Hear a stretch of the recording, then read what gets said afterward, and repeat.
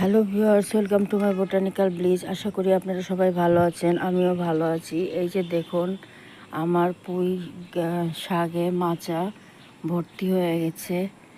এগুলো কেটে দিতে হবে, কেটে ফেলতে হবে, কেটে খাবো, মানুষকে দিব।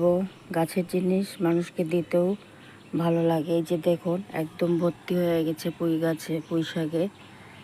আপনারা খুব সহজেই পুঁই গাছ ছাদে করতে পারেন। এই বর্ষাকালে পুঁই গাছ খুবই ভালো হয়। এই যে দেখুন, একদম কচি কচি পাতা। এগুলো কেটে ফেলতে হবে, তাহলে আরও ভালো করে হবে। এখানে আমি দুটো টবের মধ্যে বসিয়েছি। পুঁই গাছের গোড়াটা লাগিয়ে দিলেও পুঁই গাছ অতি সহজেই হয়ে যায়।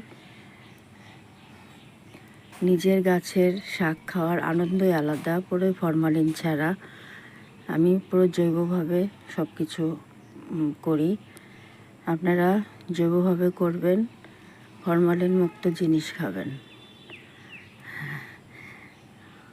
আমি অবশ্য এখানে সপ্তাহে সপ্তাহে খোল ভেজানো জল দিই।